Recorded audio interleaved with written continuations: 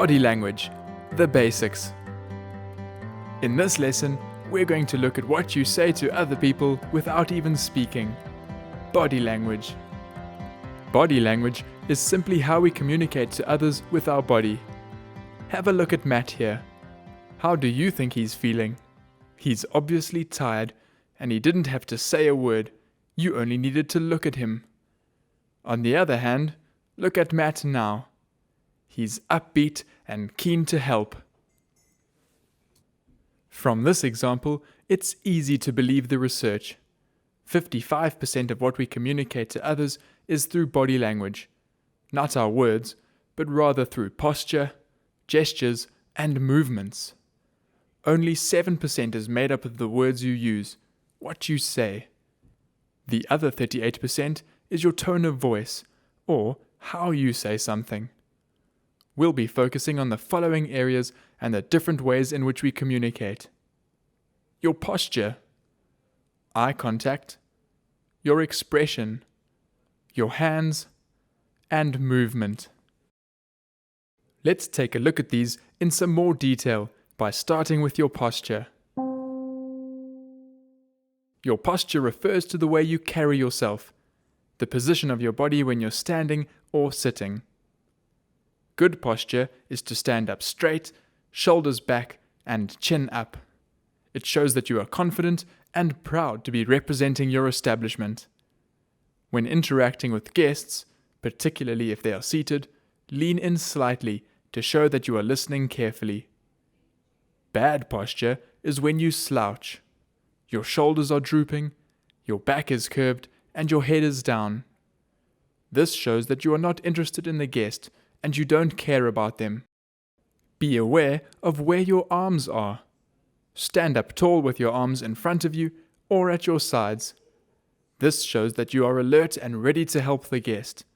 But when you have your arms crossed in front of you, which is closed body language, or behind you like a soldier, it makes you look unfriendly and unapproachable. On the other hand, open body language shows a readiness to face the world. When serving a meal or presenting the guest with the menu, always do so with open body language. Love the guest. This means if you are serving the guest from the right side, you should serve them with your right hand. In the same way, if you are serving from the left, you should use your left hand. Look what happens when you serve the guest with closed body language. Your back is turned to them, and they have to look at your back instead of your face. Now let's talk about eye contact. You should always look guests in the eye when you speak to them. This shows the guest that they have your full attention and that you are confident. If you look down or start looking everywhere except at the guest, they will think that you have somewhere more important to be, or that you're thinking about other things. When you're with the guest, look at them to show that they are the only person on your mind. Eye contact is incredibly valuable during service. Guests will often communicate through eye contact, so be on the lookout for guests trying to catch your eye, and respond immediately to show that you saw them. You'll also use eye contact to communicate with your colleagues. By using your eyes, you can quickly and silently communicate that you need help or signal towards a table. Next is your expression.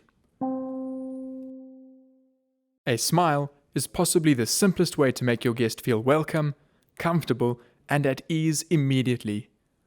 So the moment you spot a guest, show them your warmest, brightest smile. Sure, there are days when you're tired or stressed, but it's your responsibility to make the guest feel welcome and relaxed. After all, the guest is paying to be there. Frowning, looking annoyed, or bored tells the guest that you don't want to be there, and may make them unwilling to ask you for assistance. Now let's look at hands. How you use your hands can signal many different messages to the guest. Have a look at the following sequence.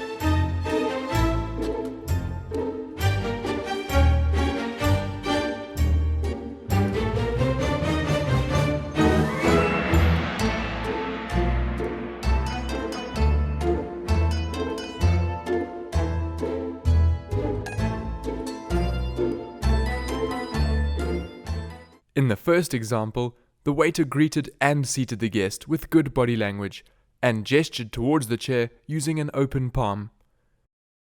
In the second example, the waiter used his finger to point to the chair. Pointing is considered very rude and aggressive, and it makes it look as though you're accusing the chair of doing something wrong. You'll also use your hands when communicating with the guest about menu items to help describe the dishes and show the guest that you are excited about the food. This will help get the guest excited about the food too. Let's move on to movement.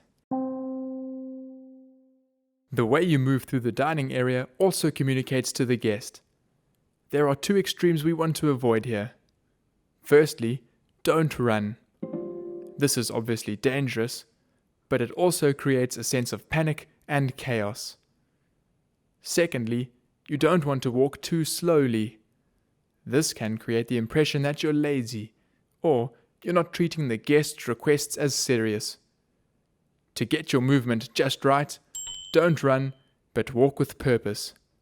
Also move lightly. Stomping around the dining area looks inelegant and is noisy. When it comes to foot traffic, an accepted rule in service is to pass moving members of staff by keeping to the right. This keeps collisions to a minimum and avoids this type of situation. Always stand back for guests and acknowledge them.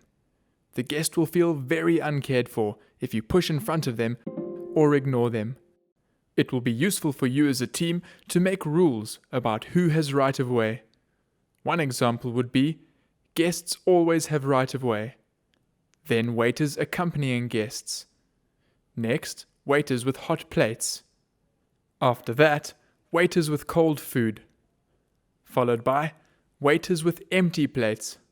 And finally, empty-handed waiters.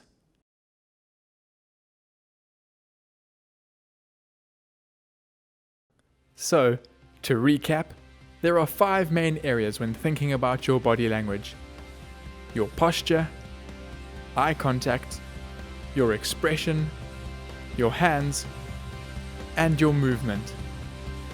Good luck perfecting your body language. Remember, it's these types of details that make your establishment great.